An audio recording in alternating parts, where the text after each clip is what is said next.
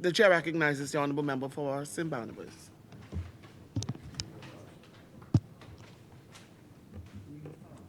No, I can't do this fast, Madam Speaker. I can't do this fast. I can't do this fast. Madam Speaker. Oh, yeah, we know it's a choice now. We know it's a choice. We know the choice. Choices are serious. We can talk about choices right now, Honourable Member Dongo. We can talk about choices you're asking the Bahamian people to make. Madam Speaker, thank you very much. I rise on behalf of the great people of St. Barnabas, the communities of Coconut Grove, Big Pond, Black Village, Rock Crusher, and Oaksfield. Grateful to Almighty God for giving me the opportunity to stand here today. As I always contend, the most remarkable and greatest country in the world, the Commonwealth of the Bahamas, and the greatest people in the world, the Bahamian people. And likewise, Madam Speaker, want to give Almighty God thanks for our new addition to our family, Shanendon Cartwright, who was born 2 weeks ago today. 7 pounds, 14 ounces. Congratulations. And I pray Almighty God continues to put in him his purpose. I believe he will be a great Bahamian, but no doubt there are some things that I'm hoping that in 2042 he will vote F&M. He will be a Valley boy. He will be a Valley boy. Centerville, he will be a Valley boy. And he will attend that great institution in the East called St. Augustine's College. Thank you, Madam Speaker. Madam Speaker, this debate today, Madam Speaker, on this bill also brings into the discussion the discourse about governance in general, Madam Speaker.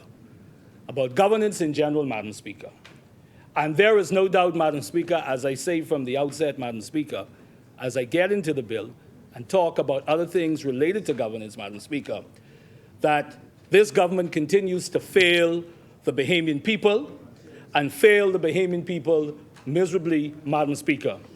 And Madam Speaker, we said to the government that we've been down this road before, Madam Speaker, at this particular time in the cycle, Madam Speaker, when governments tend to drink the Kool-Aid and think that they are well on their way to re-election, Madam Speaker. But the truth is, Madam Speaker, as it relates to this government and their failures, even members of their own party, Madam Speaker, are disappointed in what this government has become, Madam Speaker. Madam Speaker, we've heard from the side opposite a lot in most recent debates, calling us the enemies of progress, Madam Speaker. But on behalf of the Bahamian people, Madam Speaker, we are here to say that this is a government that is the enemy of truth and the enemy, Madam Speaker, of good governance, Madam Speaker.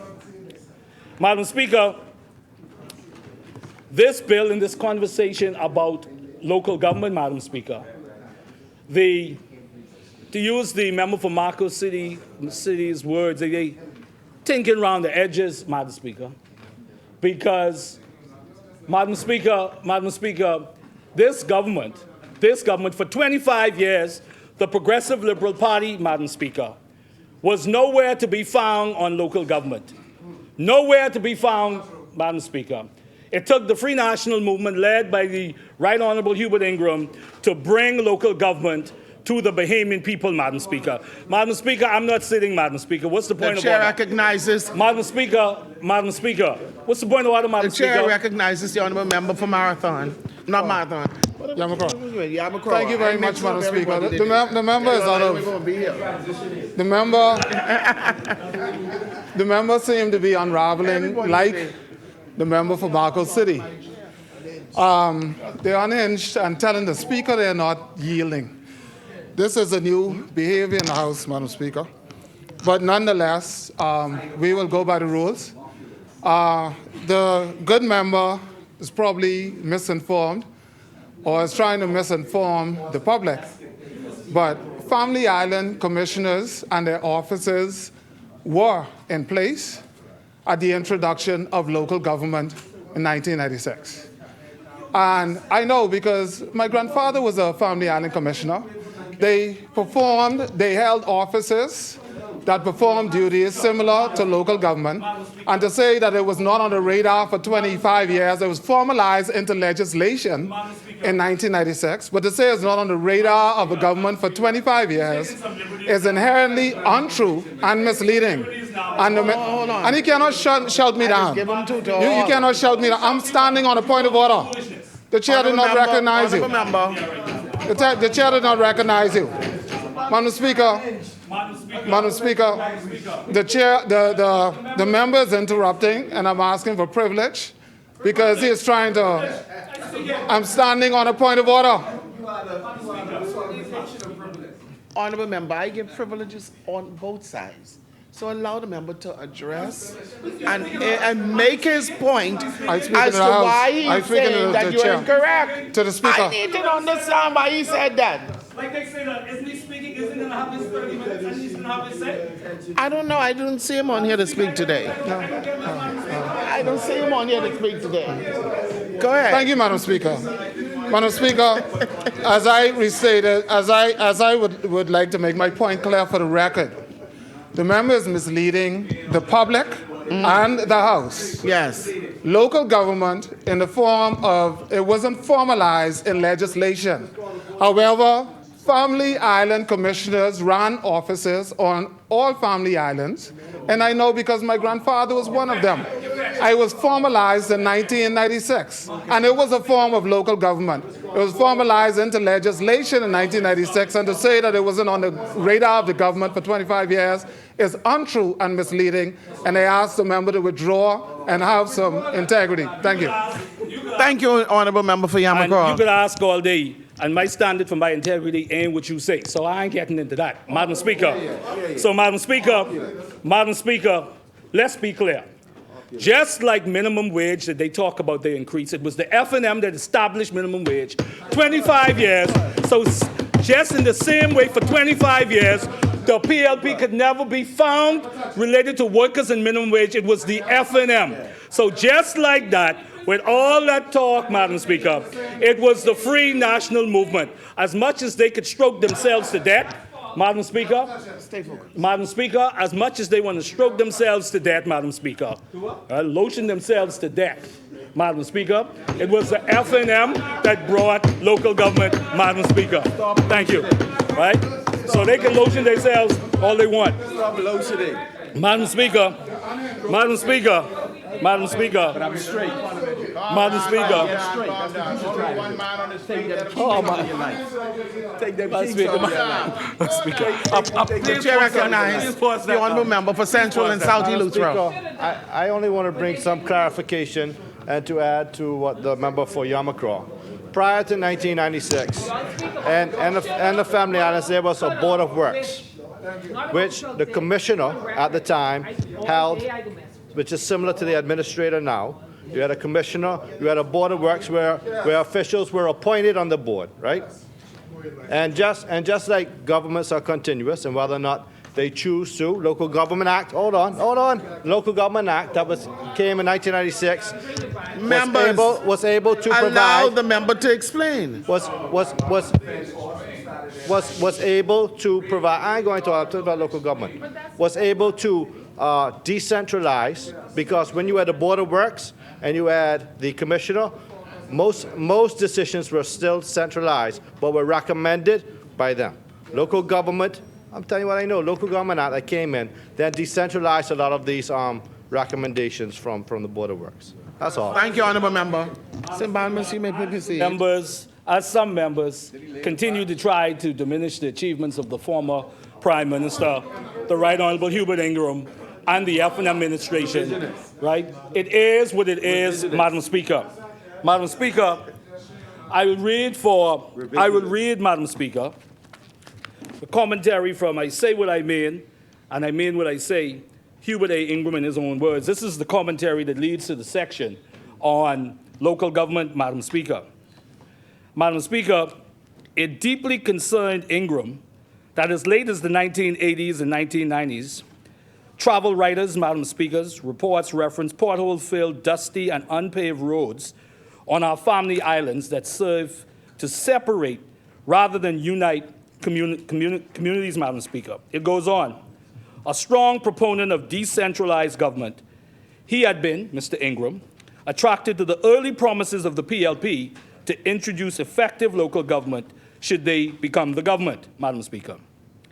The enacted of elected local government placed road traffic, approval of liquor, and restaurants, licenses, town planning, with some limitation, building control, upkeep and maintenance of government schools, public clinics, docks, cemeteries, parks, and road bridges in the hands of elected committees and councils, Madam Speaker. This permitted Family Island residents to gain a tangible role in determining conditions affecting their lives daily, Madam Speaker. Local government did not enjoy uniform success in all districts. During his last term in office, Ingram lamented that local government had not progressed in the Family Islands as his government had anticipated at its introduction in 1996. It was thwarted in part by stubborn belief in segments of the population, including some residents of the Family Island, the decisions ought to flow top-down from Nassau. This was compounded, Madam Speaker, in Ingram's view, by initiatives by the first Christie-led PLP government between 2002 and 2007 to take authority and influence away from the elected residents in the Family Island districts and townships, Madam Speaker. Madam Speaker, in this House, we hear all the time about College of the Bahamas. We hear about the Defense Force and all the things that happened under the first 25, all the things that happened under the 25-year reign, Madam Speaker. The truth is, on this matter, the PLP was absent for 25 years, Madam Speaker, and I'll leave that right there. Madam Speaker, as you look at the government's blueprint for change, Madam Speaker, blueprint for change, and you talk about the promises that they have made, Madam Speaker. They talk about further decentralized decision-making and putting power in the hands of communities through local government. They have taken it away, Madam Speaker. They promised to create local government here in New Providence. They have not done that. They've failed at that, Madam Speaker. Madam Speaker, Madam Speaker, please, Madam Speaker. They already talked about 10% increase each year, Madam Speaker. They've already failed at that.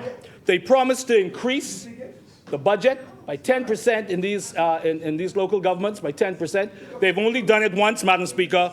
And they've done it, Madam Speaker, all the while the travel increases, Madam Speaker, is happening, but they couldn't increase the budget in the local government after promising it.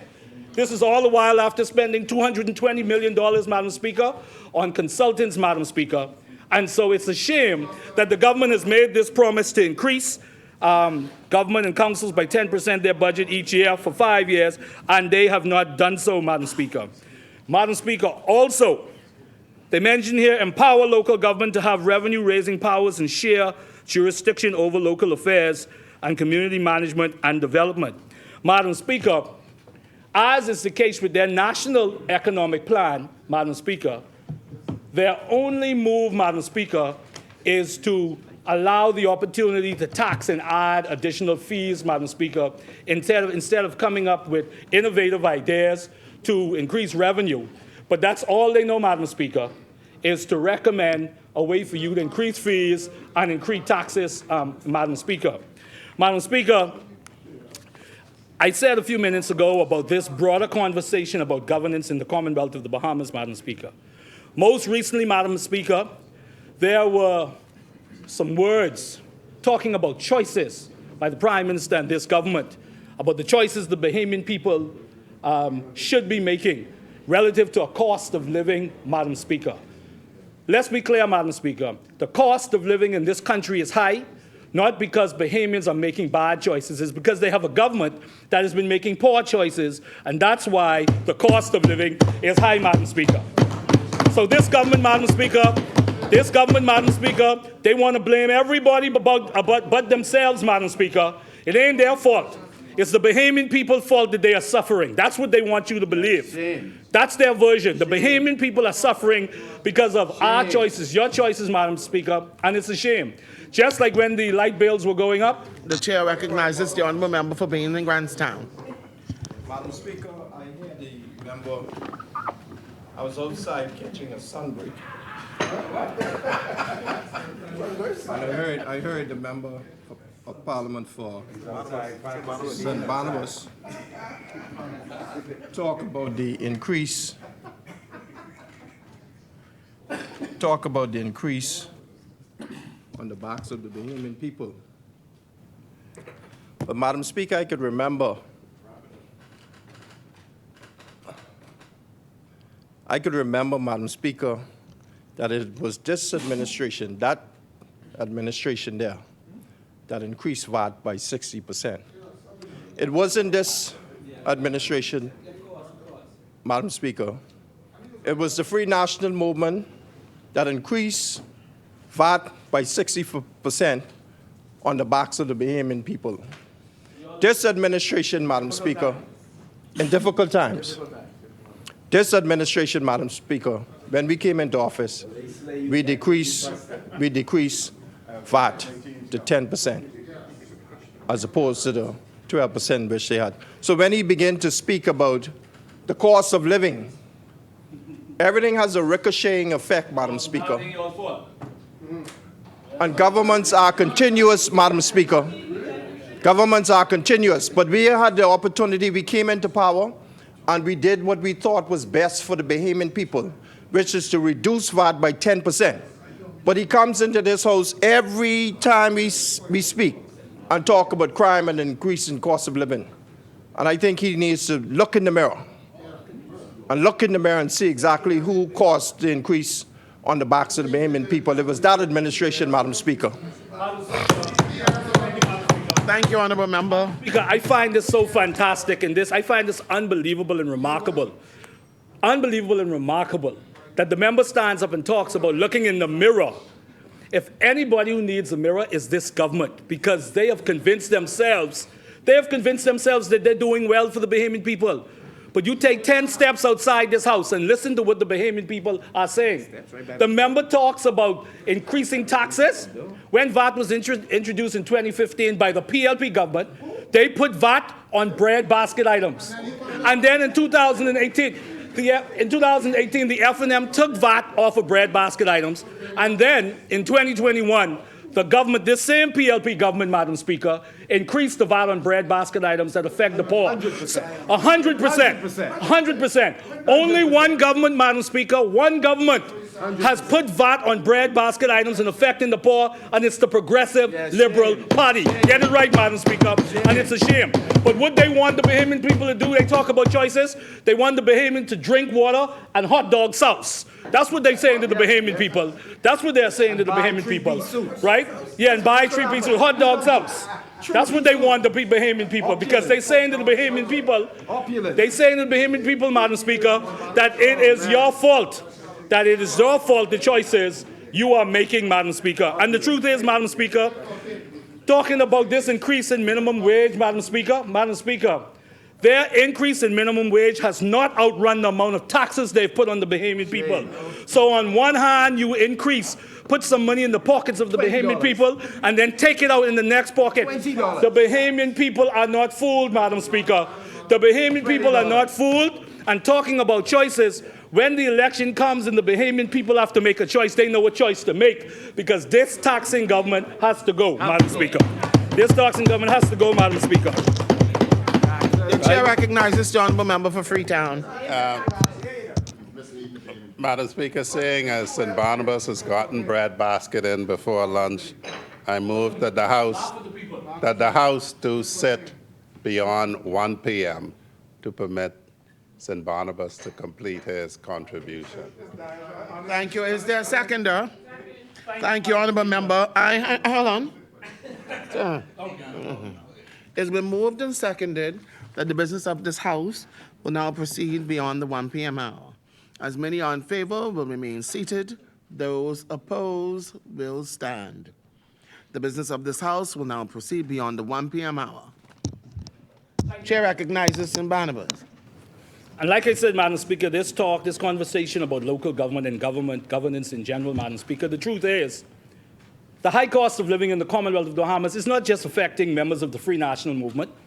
It's affecting members of the Progressive Liberal Party too, and they're talking about it. Some may say it loud, some will whisper to you, right? They will tell you, this is my government, but they got to go.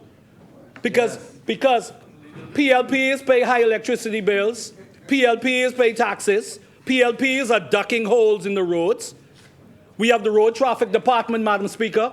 Still, Madam Speaker, thousands of cars are without license plates, but yet they taxing the Bahamian people like crazy, but people can't even get a license plate for their cars, right? Thousands of license plates, Madam Speaker. Madam Speaker, it causes an issue. It causes an issue for the police force. How can the police properly police the motoring public when you got thousands of license plates with thousands of cars without license plates, Madam Speaker? Like I said, Madam Speaker, they are the enemy of good governance, Madam Speaker. The enemy of good governance, Madam Speaker. Madam Speaker, and Madam Speaker, talk about the enemy of good governance. This government has now become the enemy of workers and unions, Madam Speaker. Yes. Workers and unions, Madam Speaker. Madam Speaker, Madam Speaker, Madam Speaker. Labor unions are threatening to strike. The president of the Trade Union Congress, Madam Speaker, has said that the workers feel betrayed by this government, Madam Speaker. The people at ZNS are saying, pay me what you owe me. Everybody is saying that they can't get their money, Madam Speaker. Contractors, even the contractors who received opportunities under this government can't get paid, Madam Speaker. So as much as they decide to convince themselves, Madam Speaker, that they are doing an excellent job, Madam Speaker, that they're on their way to a second term for the first time since 1997. The Bahamian people got something for them, Madam Speaker, and it coming real soon, Madam Speaker. Customs was holding a strike poll. So with all the talks about the relationship with unions, Madam Speaker, the unions are saying that this government is pussyfooting around, saying that the governments are saying essentially, Madam Speaker, pussyfooting is a word. Let's see the man who object to that. I didn't like that. We will strike footing. I don't even want to say the first part of that. Off the record, it's St. Barnabas saying. Madam Speaker, I didn't see any statement that was quoted by the member for St. Barnabas. But I'd like to go on record to say that all of that he said is false. He's speaking about the Trade Union Congress president who's speaking on a number of matters that are being met on, negotiated on, and the Trade Union president's job is to agitate and advocate, and that's what he's doing. Our job as a government is to ensure that we're resolving the issues. I don't even understand how St. Barnabas continues to stand up and speak about labor.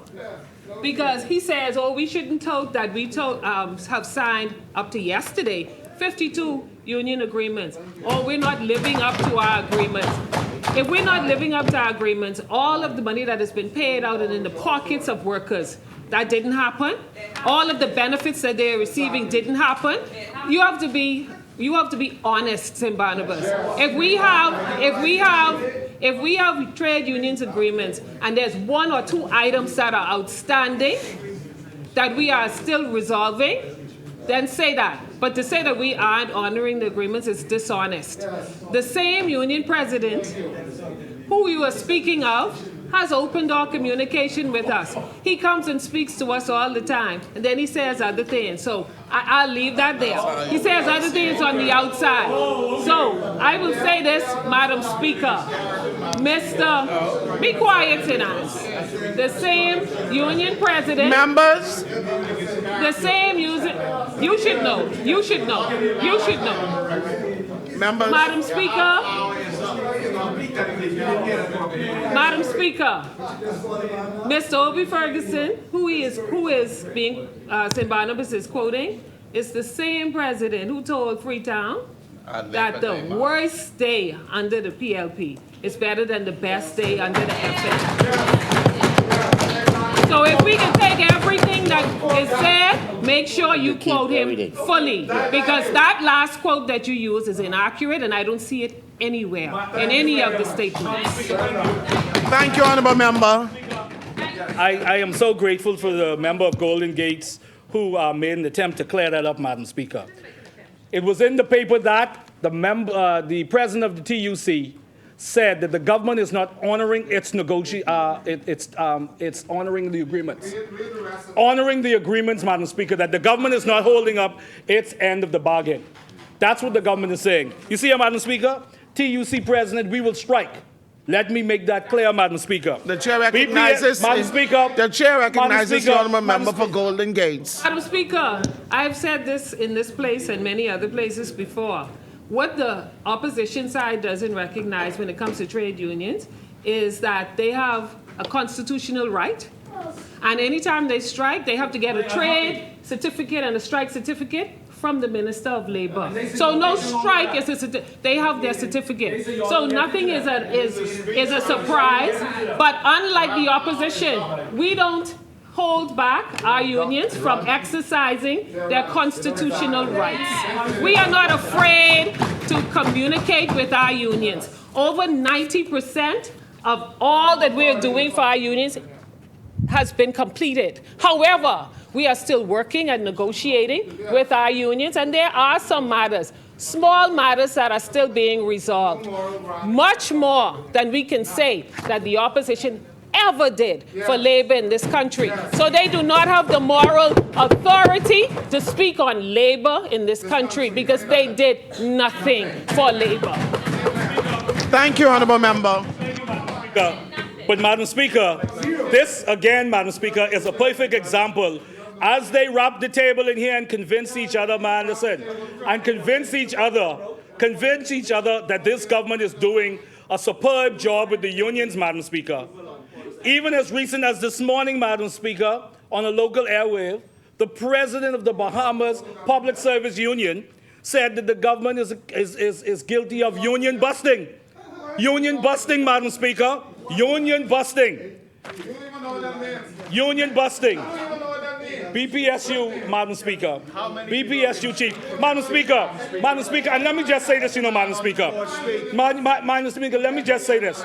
What is so disgraceful in our view on this side is, right, okay, they have members of the government who claim to be trade unionists, like the member for Yamacraw, but yet he wouldn't have stand up and defend the workers, defend the workers. He's a trade unionist, but he wouldn't stand up and defend the workers.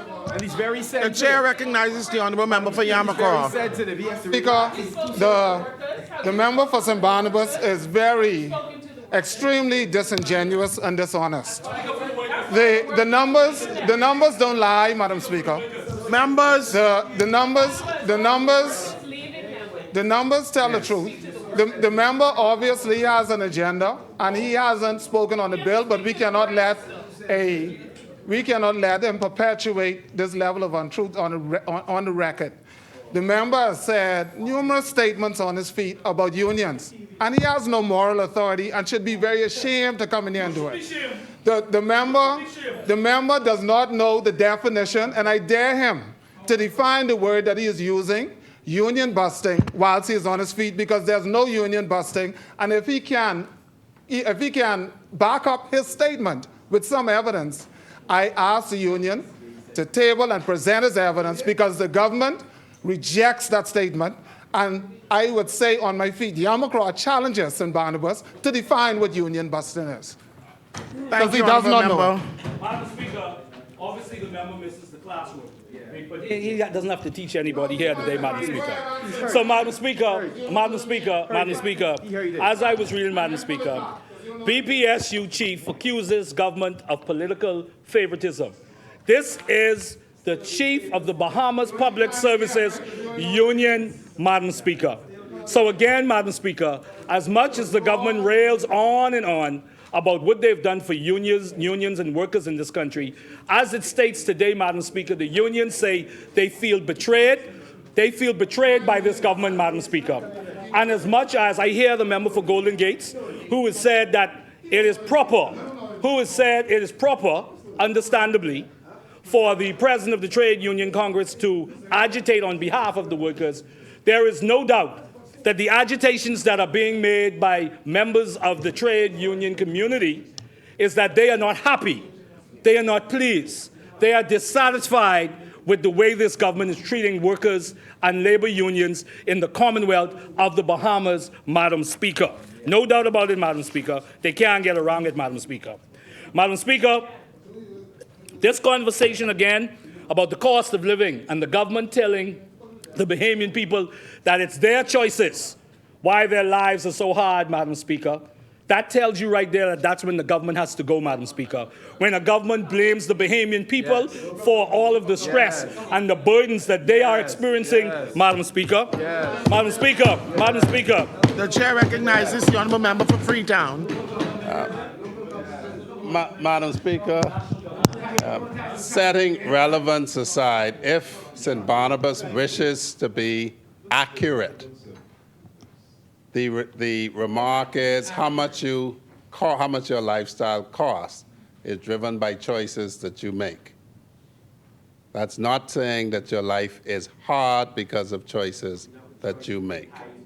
And so, Madam Speaker, we keep hearing about BPL bills. My BPL bill was $169.49 this month. Like most persons who've experienced a massive drop in their BPL bills. The point that I make on the point of order, Madam Speaker, is the other side continues to misrepresent what is said by the government. And misrepresentation is unparliamentary, Madam Speaker. And so if he's going to represent a position, he ought to represent it correctly. Thank you, honourable member. Madam Speaker, my mama from Snug Corner, Auckland, you know, she'd always say, she'd say, son, she'd say, baby,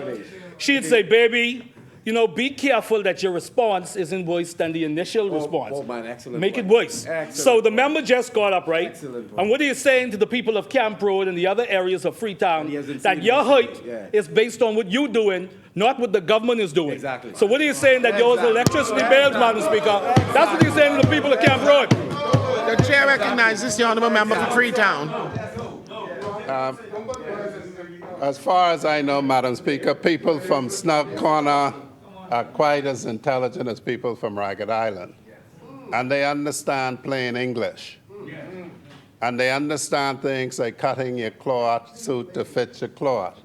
They understand also, Madam Speaker, because they are rich people from Snug Corner and rich people from Duncantown and people in between.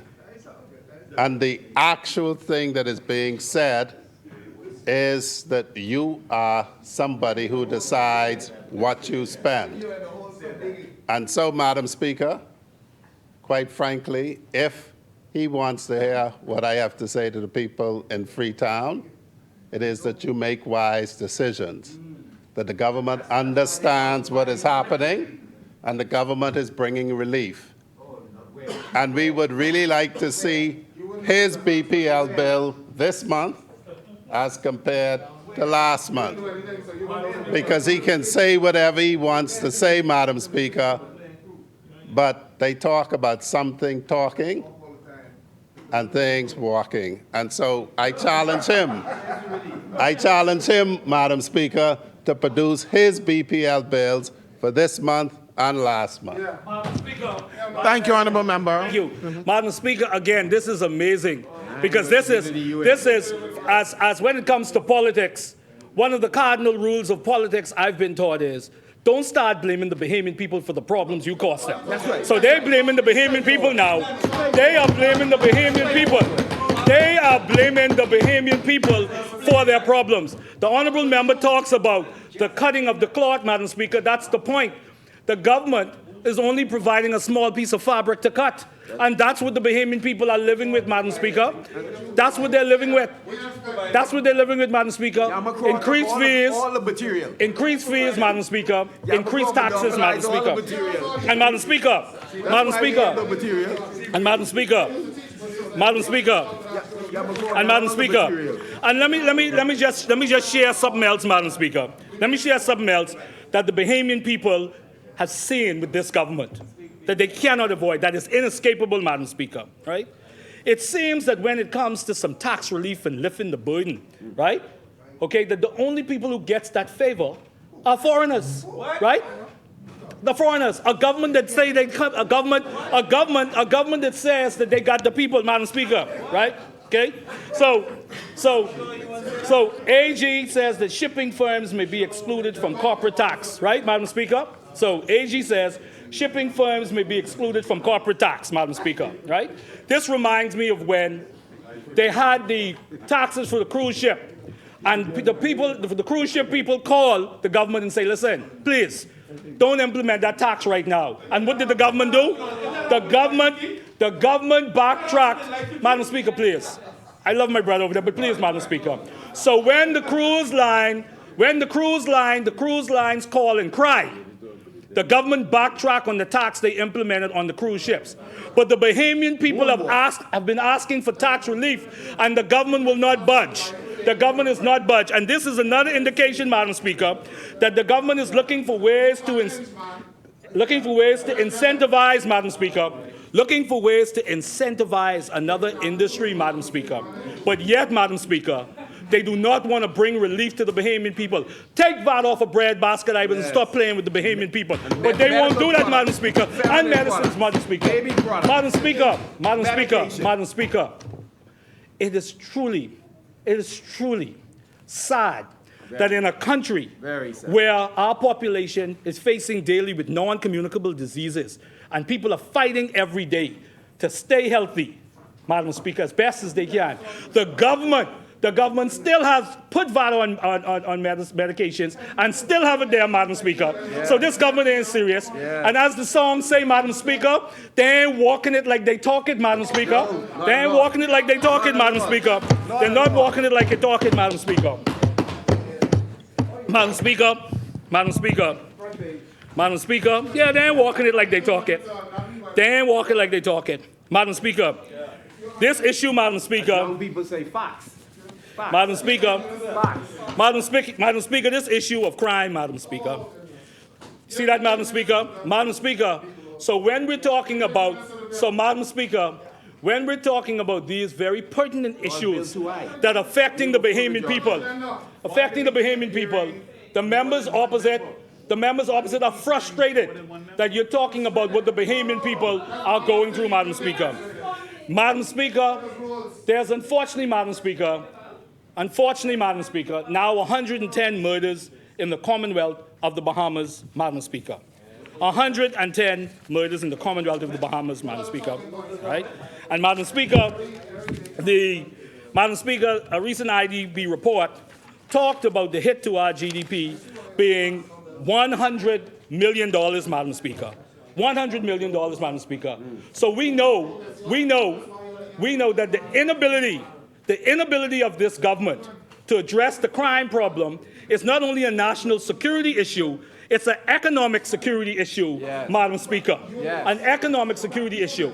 If you see on the front page this morning, the healthcare professionals are saying that it's causing a problem for our healthcare system, Madam Speaker. Yes. But Madam Speaker, the chair recognizes the honourable member for Freetown. Madam Speaker, the research that was done that tied the bill at 8%, I believe, of our GDP as a result of violent crime took place between 2019 and 2020.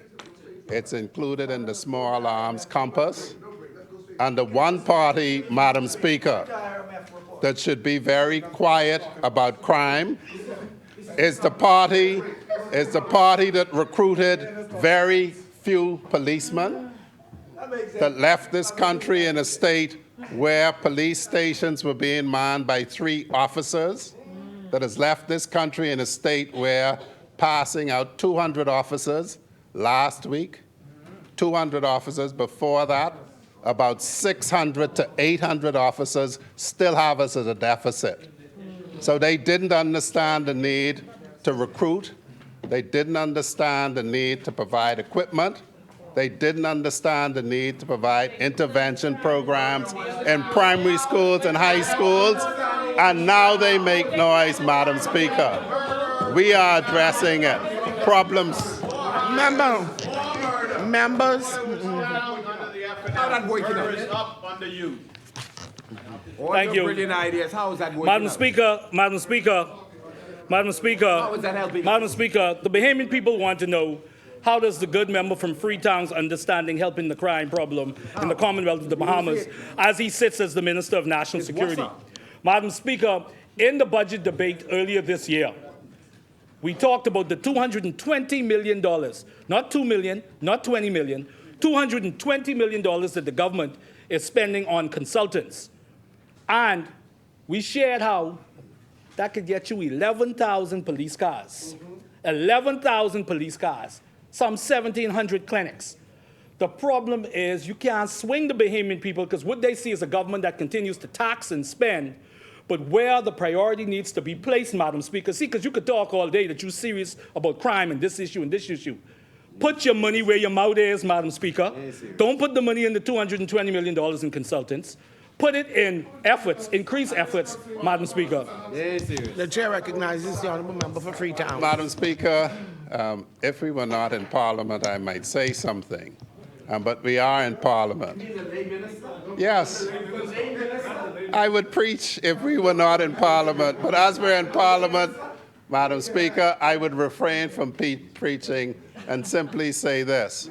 For a side that talks about consultants and know as a fact, because at least East Grand Bahama knows as a fact what the consultants simply for the landfill amounts to out of that 200, out of that sum, and what other consultants amount to, means that they don't think the Bahamian people are that smart.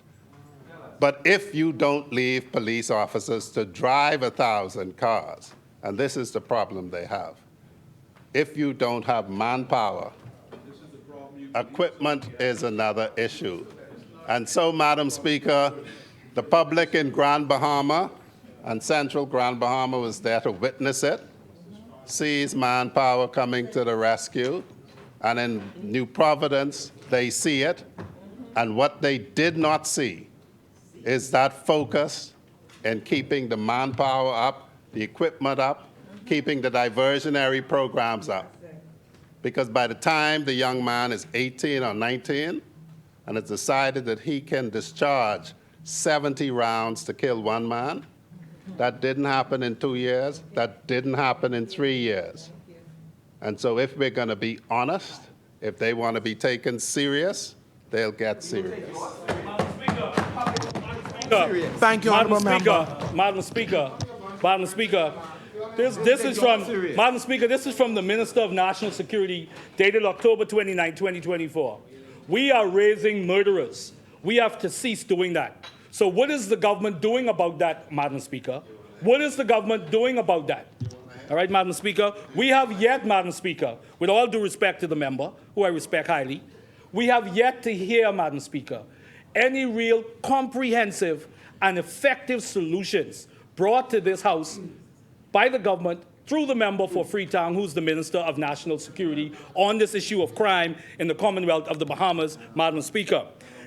And that are working, Madam Speaker. Madam Speaker, Madam Speaker, again, Madam Speaker, this issue of priority and the Bahamian people's money being used in the proper way and in a way that really brings credit to the Bahamian people and what they want for themselves and the version of the Bahamas, of the Commonwealth of the Bahamas, the people of the Commonwealth of the Bahamas see themselves, Madam Speaker.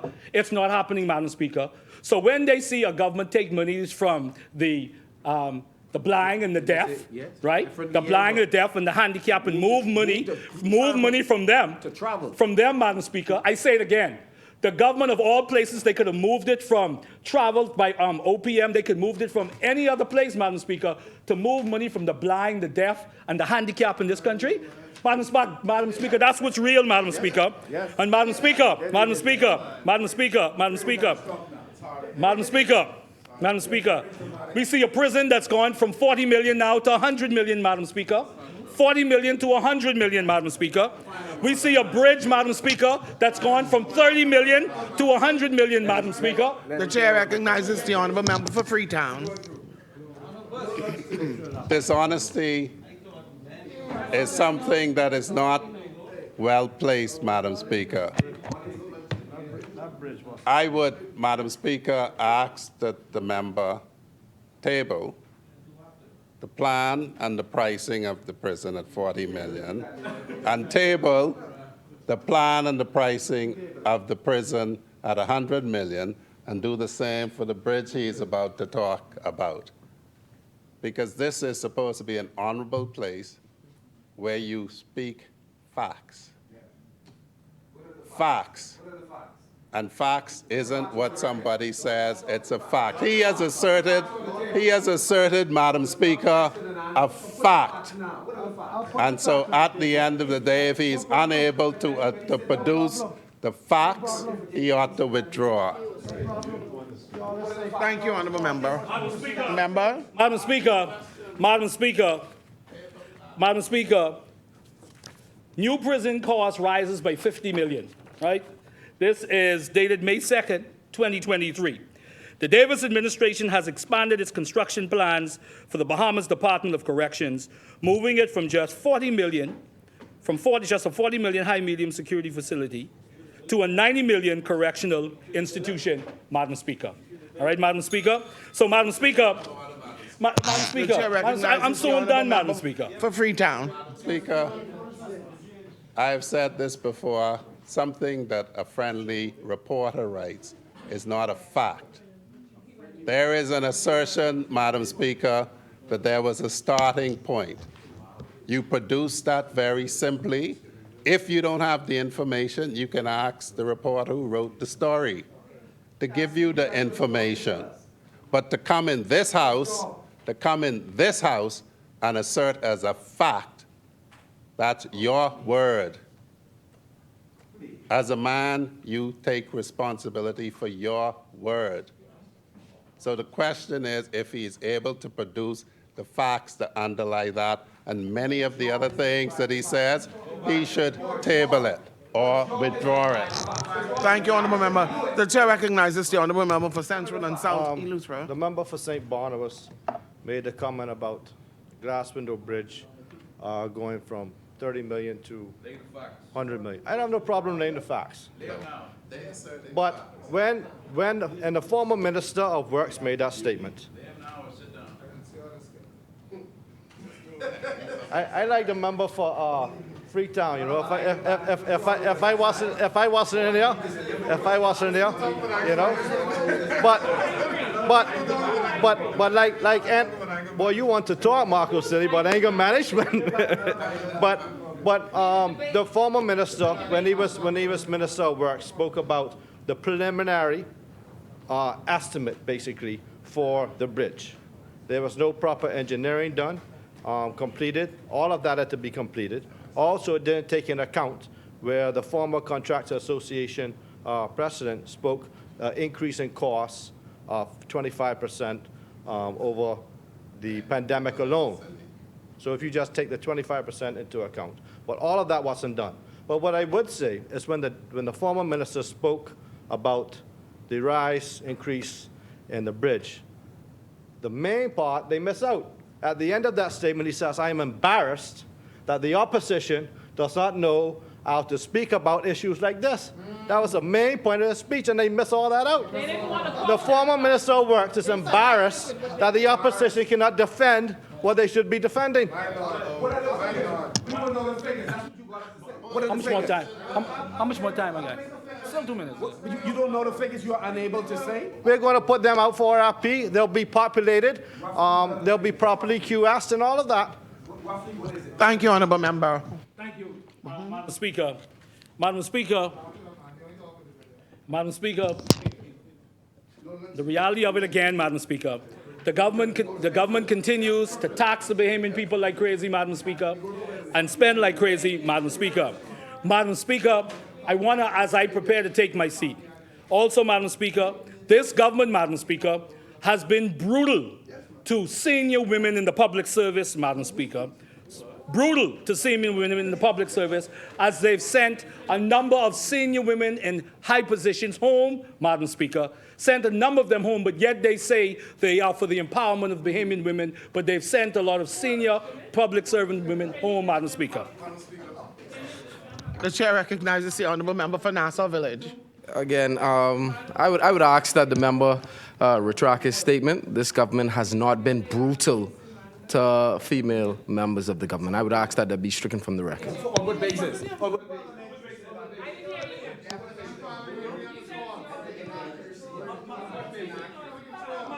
Thank you, honourable member. The chair recognizes the honourable member for Golden The member Gates. for St. Barnabas just said it's his opinion. Are we dealing with facts or opinion? It's your opinion.